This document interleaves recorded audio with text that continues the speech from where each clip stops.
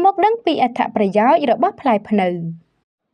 ភ្នៅគឺមានស្លឹកហាងប្រហើរត្រួយឬស្លឹកខ្ចីធ្វើជាអន្លក់ឬរបោយបានបរិភោគទៅនាំឲ្យផាយខ្យល់ស្រួលខ្លួនផ្លែវាមានជ័រស្អិតនៅរំគ្រាប់កាលនៅខ្ចីមានរសជាតិហាងលូដល់ទុំឡើងសម្បុរវាពណ៌លឿងមានក្លិនក្រអូបឈ្ងុយវាមានសាច់ម៉ត់ប្រើជាចំណីឬជាថ្នាំកែរោគប្រឌិតជាដើម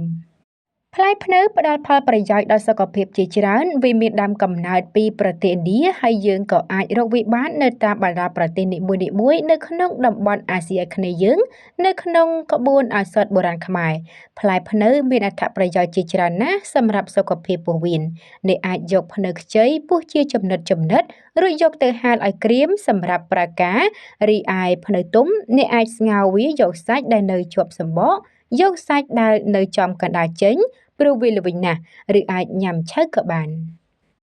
ទាំងនេះគឺជាអត្ថប្រយោជន៍មួយចំនួនរបស់ផ្លែភ្នៅជំនួយប្រព័ន្ធរំលាយអាហារវាមានមុខងារសម្រាប់ជួយរំលាយអាហារកម្ចាត់ព្រូនឬបារ៉ាស៊ីតនៅក្នុងពោះវៀនជាថ្នាំព្យាបាលជំងឺរាគមូល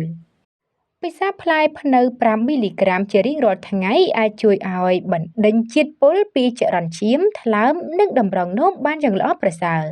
វាផ្ដល់ផលប្រយោជន៍សម្រាប់អ្នកជំងឺទឹកនោមផ្អែមសារធាតុដែលមាននៅក្នុងផ្លែភ្នៅអាចជួយទប់ស្កាត់ដល់ការវិវត្តនៃជំងឺទឹកនោមផ្អែមតាមរយៈការគ្រប់គ្រងតុល្យភាពជាតិស្ករនៅក្នុងចរន្តឈាម